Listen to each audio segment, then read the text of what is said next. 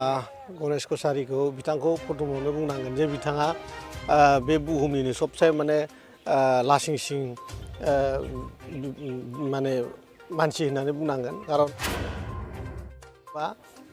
blue फिल्मनि actor percent बिथाङा जुदि देरहानांगौबा बे तामुलपुर ओनसोलनि जेसेबां आइजोफोर दङ बे आइजोफोरनि सायाव बिथांनि गाज्रि मेगन थागोन थांनाय समाव जिबायदि लांथङै पुरा माने मोनसे फिल्म बानायनानै रायजोनि सिगाङाव देखायदोंमोन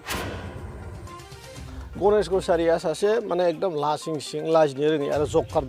जकार रोखोमनि मानसि हाग्रामा महिलारि बिथांजों लोब्बा गैया होननानै आं बुंनो सानो खारन हाग्रामा महिलारि बिथाङा दा समाव जोंजों इउपिपिएलजों माने बिराद क्ल'ज रिलेसनाव दङ आच्छा गणेश कछारीखौ बिथांखौ प्रथमावनो बुंनांगोन जे बिथाङा बे बुहुमनिनो सबसे माने लासिंसिं माने मानसि होननानै बुंनांगोन खारन बिथाङा दिनै एडाल्ट फिल्मनि एक्टर बुंनो थाङोबा ब्लु फिल्मनि एक्टर गतिके बेबायदि मानसिया दिनै तामुलपुर ओनसोलाव रायजो राजानाव लाजिनो रोङि बायदि गावखौनो मोजां मानसि होननानै भट बिबथिंनाया बिराद लासिंसिं बाथ्रा आरो बे खोथाखौ जों थिफुदला नङा जों गासैबो बे समाजनि मानसियानो बे सैथो खोथाखौसो जों मिथिगौ आरोखि गोबां बेबायदि आइजोफोर लानानै बिथाङा गुबुन जायगायाव बेरायनो थांनाय 100% बिथाङा जुदि देरहानांगौबा बे तामुलपुर ओनसोलनि जेसेबां आइजोफोर दङ बे आइजोफोरनि सायाव बिथांनि गाज्रि मेगन थागोन आरो बिथाङा बेखौनो सुबिदा लायै थांनाय समाव जिबायदि लांथङै पुरा माने मोनसे फिल्म बानायनानै रायजोनि सिगाङाव देखायदोंमोन बेखौ बे बार खालामगोन आरोखि नोंथांखौ बुंबावदो आरो बिथाङा जिहेतु दायो सासे बिटिआरनि एम जानानै साइलेन्सार बजायग्रा मानसि होननानै बे साइलेन्ट जि बाजायनाय खोथा बे जाहैबाय एडमिनिस्ट्रेसननि मोनसे नियम आरो बेवहाय जोंनि गारियाव थाया रेड लाइट जोंनि गारियाव गैया आरो जोंनि गारियाव साइरेन गैया साइरेना दङ पुलिसनि गारियाव आरो पुलिसा गावसिनि खामानिखौ मावो बेवहाय जोंहा बुंनांगौ जेबो थाया आगोलाव लामायाव जुदि जों स्पिडआव मोनैनि थाखाय बहुत टाइमाव हयथ' पुलिसफ्रा लामाखौ क्लियार खालामनो थाखाय बाजायो बेखौ लानानै बिराद गिदिर रायलायनांगौ जेबो गैया आसलते आं सानो आरोखि माबायदि आखलनि मानसि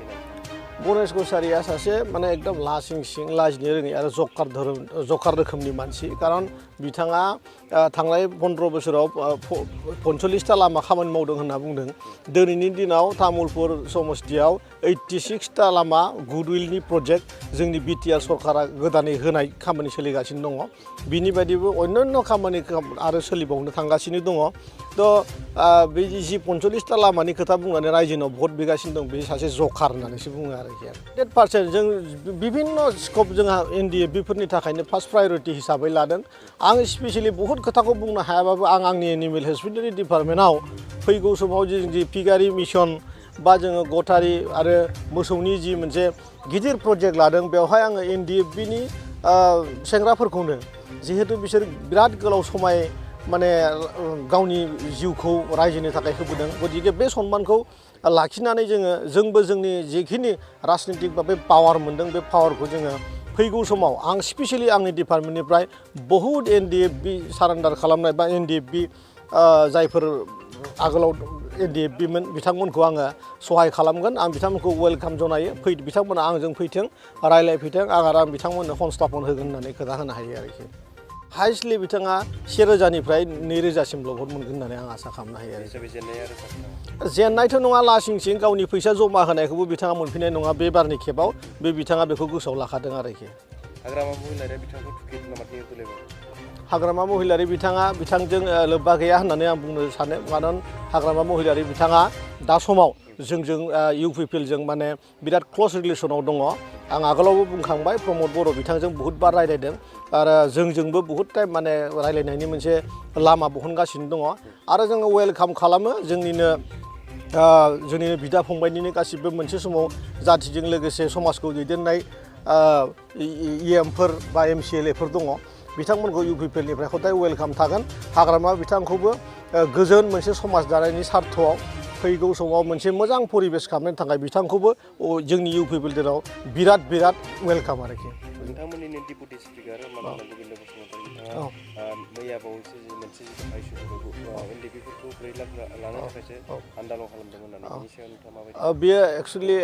बे मोनसे एक्सिडेन्ट केस जादों आंनि मथेबा खारन जोंनि डिपुटि सीएम सारा बे समाव जे माने हांबादिकनि जे सोंनायमोन बे सोंनायखौ एसे मेरिफेस खालामदों आरो सारा बिराद थरलि साफा सानै व्यक्तिनि सायाव ओरैनो खुद्रिनानै खोथाखौ बुंदोंमोन खिन्थु बे खोथाया माने सारा हिन्दी बेखौ बुंनाय बायदि मोनसे लेंगुवेज माने जादों ओंखायनो आंबो बिथांमोनखौ माने दुखु मोननो आङो बाजादों आरो आं गुरैयै खावलायहरदों गासैबो हिन्दी बेखौनो बे खोथाखौ बुङाखै साफा सानै मानसिया जिहेतु हदाय माने गावनि माने रिहेबिलिटेसननि खोथा बुंबाय थायो गावनि माने संस्थाफोरनि खोथाखौ बुंबाय थानायखाय जोंनि डिपुटि सीएम सारा दसे समनि थाखाय बै सानै साथाम मानसिखौसो इन्डिकेसन खालामनानै बुंनायाव खोथाया माने जे हांबादिक सोंनायजों जोंनि सारनि बुंनायजों मिलायलायाखैमोन गथिखे आङो सारनि जानानै बिथांमोननिसिम सरि बिहरो आरोखि हारिराव बासियालासे राजखान्थि रांखान्थि अरायबो उदां आरो सैथो खौरां नोंथांजों लोगोसे बड'लेण्ड बुब्लिखौ फल' खालाम बाक्सा जिल्लानि सिङाव थानाय बासबारि रेन्ज बेखि जंगल उड्स रिजर्ट मानास नेशनेल पार्क बे समायना रिजर्टआव नोंथांमोना बर'नि ट्रेडिशनेल फुड्स गोथाव अमा बेदर सावनाय एवनाय लकेल दाउ बेदर बोरमा बेदर बायदि बायदिफोरखौ मोनजानायजों लोगोसे बाहेरायाव थानो थाखाय टेन्टनि सुबिदा दङ बन फायार जिप साबारि rafting elephant ride tea garden walk आलादा आलादा एसि गोनां खथानिबो सुबिदा दङ बे सुबिदाखौ लानो थाखाय नैबे नाम्बाराव फन खालाम 910-174-9562 एबा 9707-614-012 आरो 986-483-2734